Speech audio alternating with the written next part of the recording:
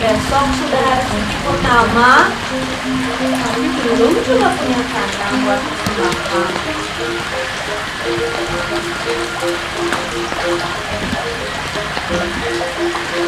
Ada apa ini, Bu? Adek, ini loh Dek, besok sudah hari suci purnama, tapi ibu belum punya canang Dek. Kalau begitu, biar Adek sampai Ibu buat canang. Wah, bagus sekali kalau begitu Dek. Kebetulan Mbak Putu, dia sedang sibuk dengan kuliahnya. Pasti dia tidak akan sempat untuk membantu ibu.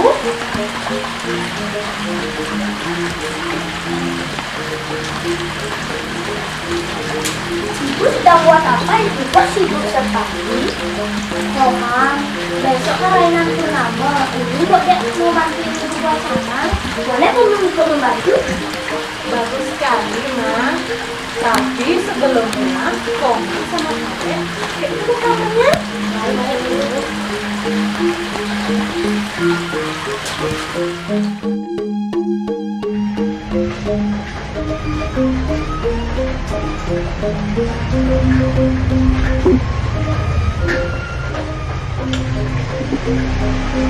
Dek, Komang, nih, bantu ibu. Adek garis sisinya ya. Ini senarnya, Nak.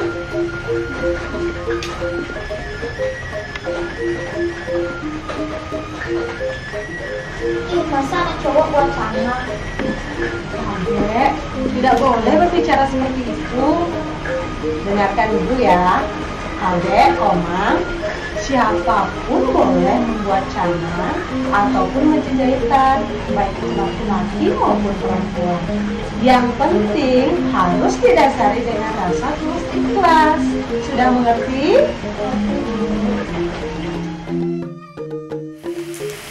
Om Swastiastu. Om Swastiastu. Ada apa ini ngumpul rame-rame di rumah?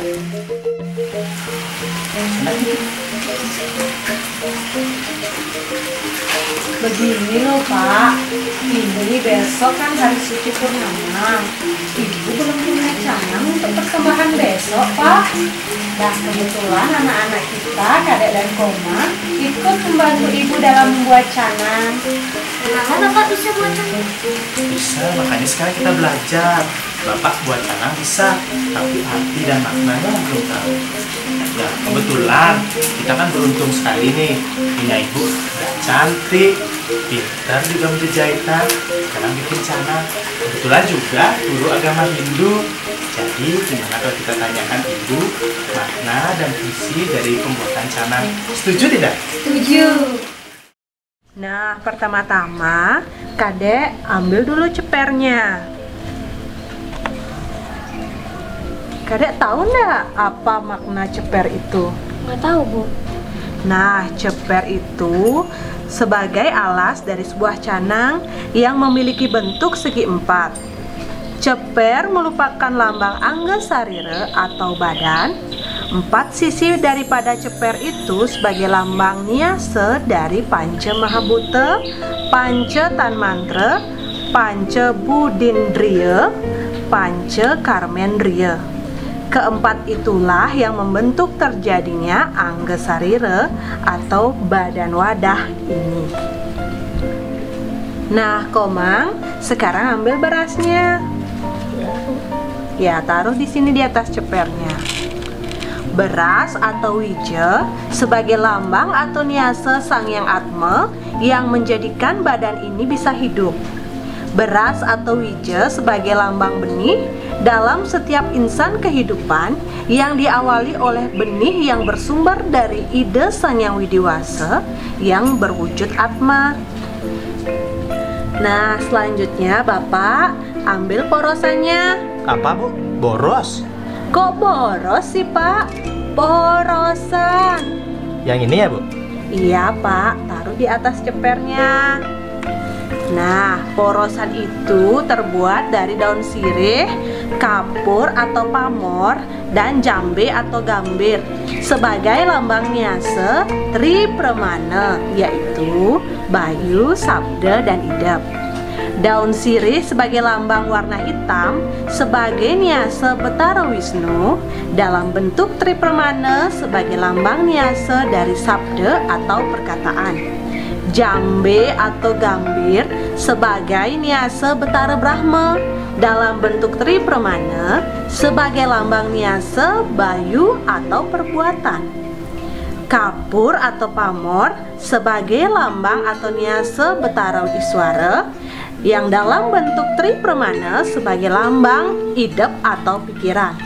Suatu kehidupan itu tanpa dibarengi dengan Tri Pramana dan Tri Kaya, suatu kehidupan tidaklah ada artinya, Pak. Hidup ini akan pasif karena dari adanya Tri Pramana dan Tri Kaya itulah kita semua bisa memiliki suatu aktivitas. Nah, selanjutnya Kadek ambil tebu dan pisangnya. Nah, di atas buah ceper itu selain diisi dengan beras dan porosan, juga diisi dengan seiris tebu dan seiris pisang. Tebu dan pisang memiliki makna sebagai lambang amerta.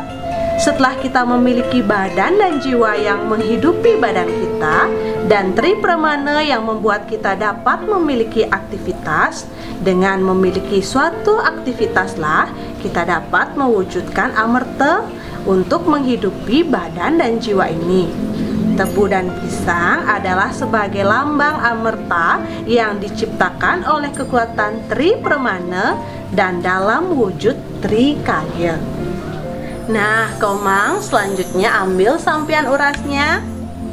Sampian uras itu dibuat dari rangkaian janur yang ditata berbentuk bundar yang biasanya terdiri dari 8 ruas atau helai yang melambangkan roda kehidupan dengan asta Iswaryanya, di mana asta Iswarya merupakan 8 karakteristik yang menyertai setiap kehidupan umat manusia, yaitu Dahram atau kebijaksanaan, Satyam atau kebenaran dan kesetiaan, Pasupati ketajaman atau intelektualitas, Kama kesenangan, Eswarya kepemimpinan, Kroda kemarahan, Martyu kedengkian, iri hati, dendam, dan Kala atau kekuatan.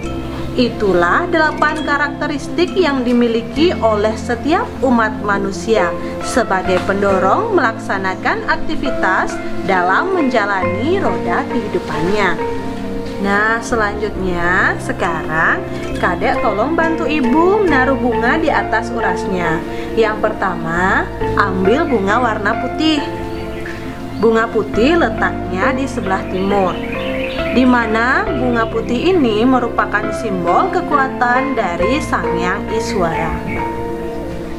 Selanjutnya, ambil bunga berwarna kuning dan letakkan di sebelah barat, di mana bunga berwarna kuning ini merupakan simbol kekuatan dari Sang Hyang Mahadewa. Nah, selanjutnya ambil bunga berwarna biru atau ungu atau hijau, letakkan di sebelah utara.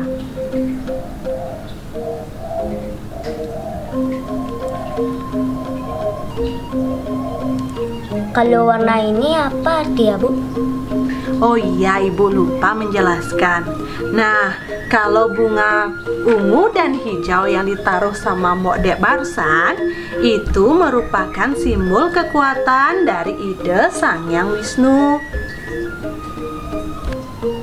Dan selanjutnya ambil bunga berwarna merah, letakkan di sebelah selatan, di mana bunga ini merupakan simbol dari kekuatan ide Sang Hyang Brahma.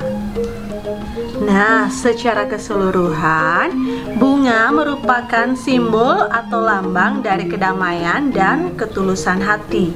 di mana dalam menjalani roda kehidupan ini hendaknya selalu dilandasi dengan ketulusan hati dan selalu dapat mewujudkan kedamaian bagi setiap insan.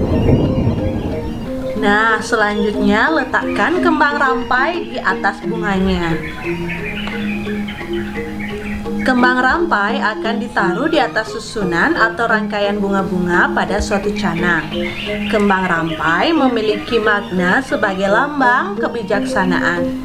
Dari kata kembang rampai memiliki dua arti, yaitu kembang berarti bunga dan rampai berarti bermacam-macam. Sesuai dengan arah pengidar-idaran, kembang rampai ditaruh di tengah sebagai simbol warna berumbun karena terdiri dari bermacam-macam bunga. Dari sekian macam bunga, tidak semua bunga memiliki bau yang harum. Ada juga bunga yang tidak memiliki bau. Begitu juga dalam kita menjalani kehidupan ini, tidak selamanya kita akan mendapatkan kenikmatan, kesenangan. Ada kalanya juga kita akan tertimpa oleh kesusahan. Kita tidak akan pernah dapat terhindar dari dua dimensi kehidupan ini. Untuk itulah, dalam kita menata kehidupan ini, hendaknya kita memiliki kebijaksanaan. Nah, Komang, selanjutnya ambil boreh mie dan letakkan di atas kembang rampainya. Boreh mie ini melambangkan sikap dan perilaku yang baik, di mana seseorang akan menggunakan lulur pada kulitnya. Dan lulur ini sifatnya di luar yang dapat disaksikan oleh setiap orang. Nah, yang dapat dilihat ataupun disaksikan oleh orang lain adalah perilaku kita. Karena perilakunya lah seseorang akan disebut baik ataupun buruk.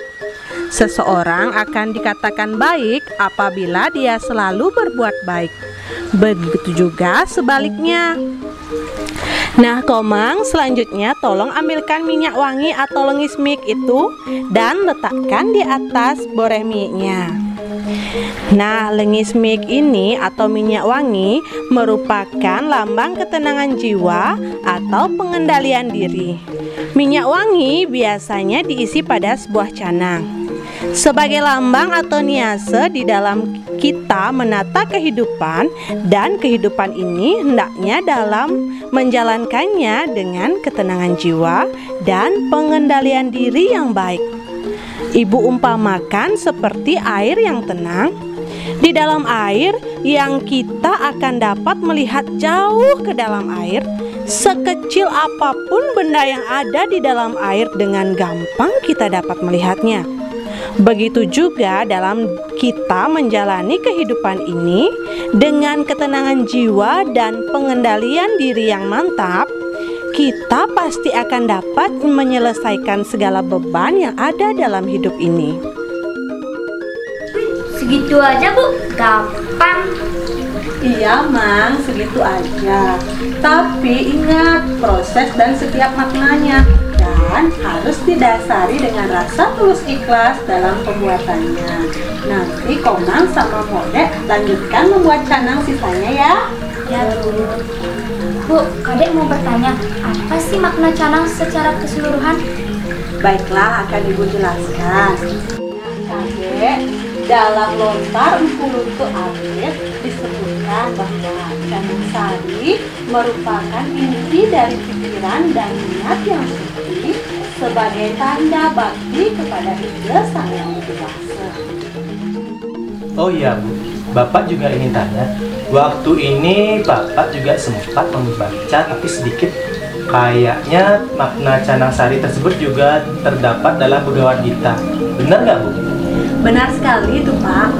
Nah, dalam Bhagavad Gita 9 sloka 26, di situ ada disebutkan bahwa canang sari merupakan simbolis kita dalam melaksanakan upacara dewayatnya.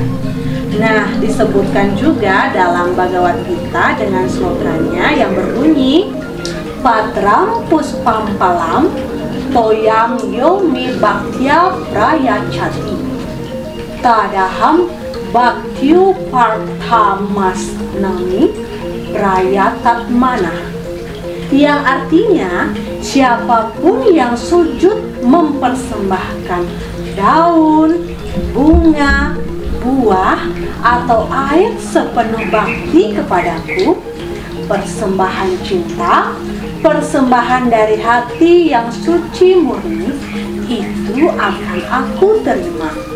Di mana patram yang berarti daun, puspam yang berarti bunga, palam yang berarti buah, dan toyam yang berarti air.